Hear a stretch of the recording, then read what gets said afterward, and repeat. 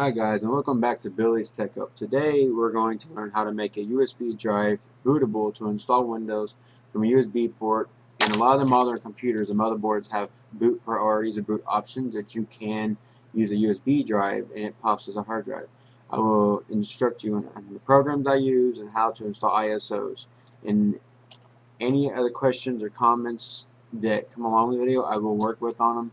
There's a lot of options out there, a lot of websites. So if you have any questions, concerns, or ideas, hit me up for it. I will get back to you as soon as I can. Thank you. Alright guys, I am back now to show you how to do it and how the program does it and how to use it. Alright, we are here for part 2. First off, you need a USB drive.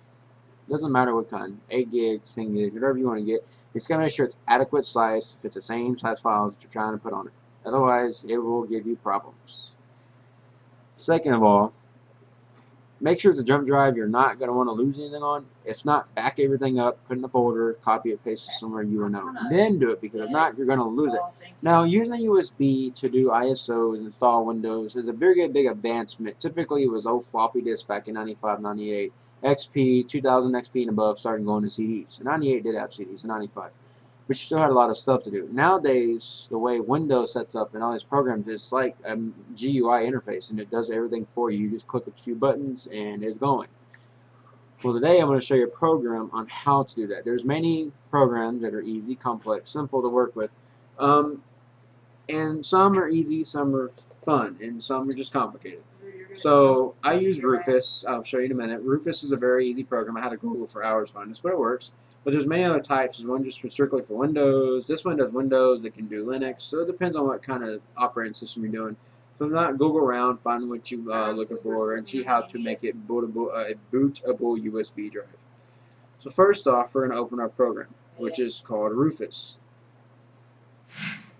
Alright, now it's going to ask for administrative privileges. Okay, now you see where it says device.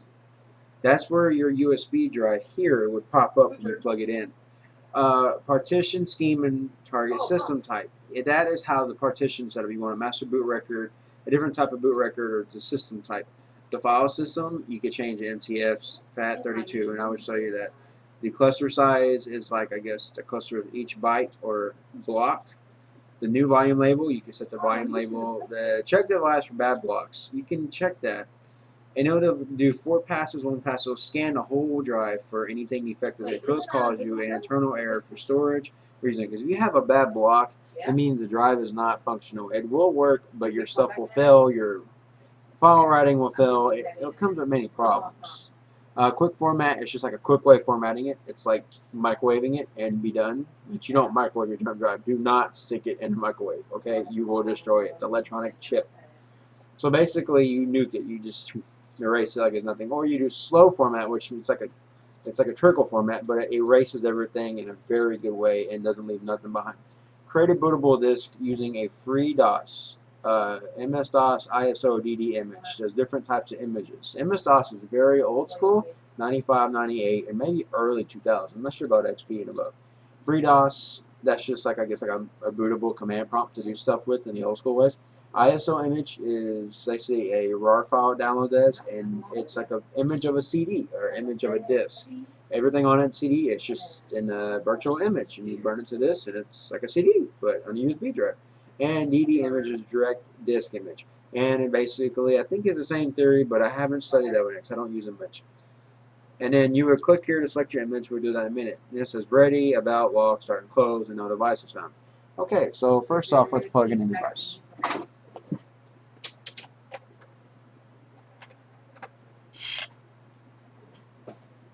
Alrighty, so I plug it in. Don't worry about this area. That's my problem here. Okay, now see how it says device, no label here? Alright, that's because it doesn't have a label, but it is formatted. I just didn't set a label here for that. That's why it says 8 GB, but it have a name on it. Master boot partition scheme for BIOS and UEFI. UEFI is the new type of way for motherboards to recognize the drive and boot off of it. Master boot partition scheme is kind of the same, and GPT partition scheme, I guess they all work together. I'm not really too savvy on that, but if you really want to know about it, I will look it up, leave comments, I'll figure it out, we'll find it together. File system. You got default now is NTFS. UDF is like Linux, I think, and extra fat, I think, is like Linux. FAT32 is default Windows from a long time ago, but it's still commonly used. Your cluster size, I guess, is per block in each of the storage device. It has like little blocks of storage. That's how it's like a little pattern of memories, like a memory cell. And default is 496. So you don't have to change this unless it instructs you to change this on the way to make it bootable on the website.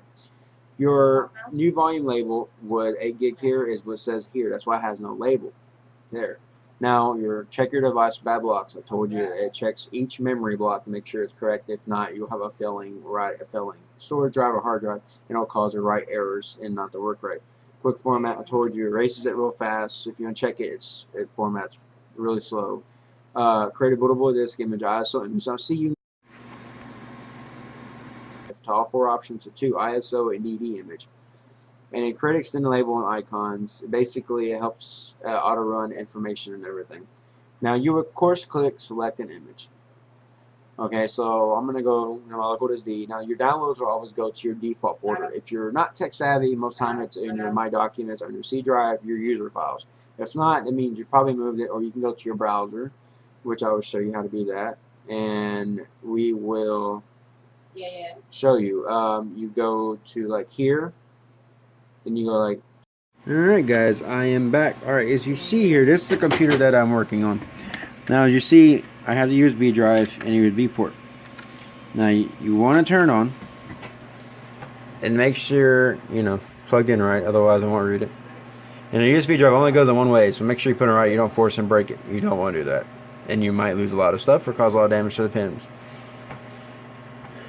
Now you see the motherboard boots up. You want to go delete, which for this is the Asus, so I just hit the delete key. And then you want to go to a boot menu. You see how it has the Sand Cruiser jump drive right there. Alright, that's my jump drive. Now typically, if you can't see that, you need to go advanced mode and hit OK. And this is for the Asus motherboards. The other older motherboards are kind of hard to do this with, but they still work with the USB drive. It's just a little different.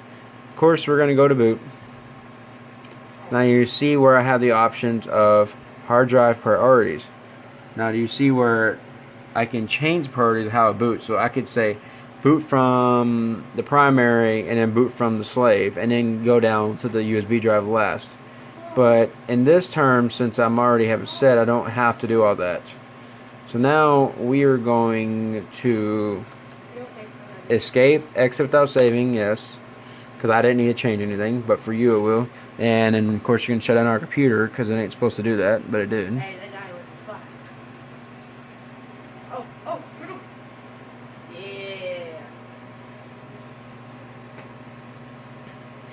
Alrighty, so you would of course hit the F8 key for the Asus motherboards. For the new one, I know it's F8. The other motherboard's F10. This depends on where you go. And of course, see it says USB drive, total 1 drive on keyboard. Make sure it says that USB drive is there, otherwise it will not find it. And then, as you see, I would select the Sand Cruiser drive.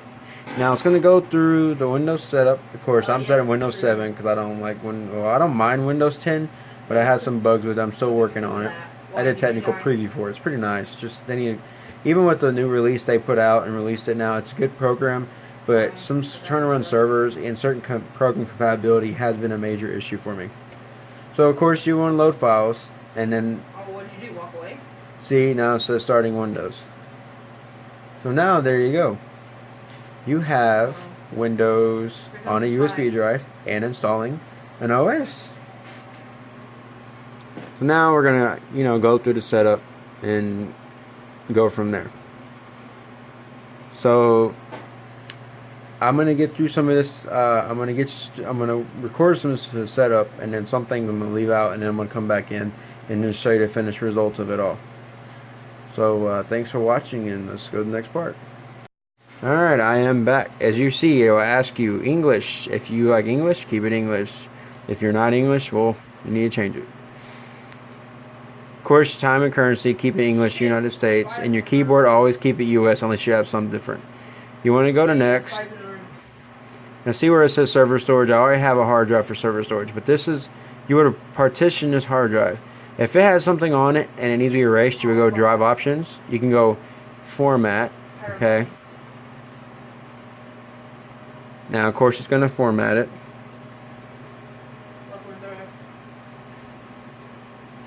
Takes about a minute. Now, this one I mean, like quick format and slow format sometimes takes a little bit longer. So it just depends on how it goes. Of course, sit and think. And it is done partitioning it. So formatting it.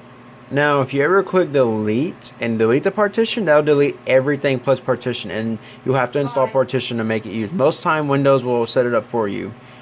So say example, I go delete partition, yes. So of course, it's gone, right? It says unallocated space. Unallocated space means there's no partitions, a blank hard drive. So if you hit next, it's going to try to copy files, and it'll typically install the partition for you. But we are going to exit out of that and redo it again and make sure it did do that. Most time it will automatically do it, but I just don't want to mess up my server storage, which has a master boot record on it.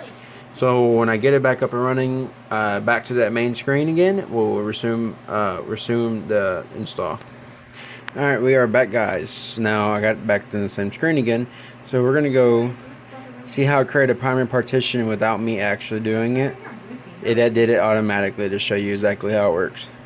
Because we're going to go to next. It's going to copy your files, do all this.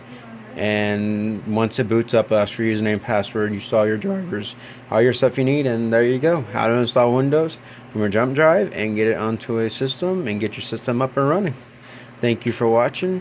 Please subscribe, like, or comment below. Check out my links, Twitter, Instagram.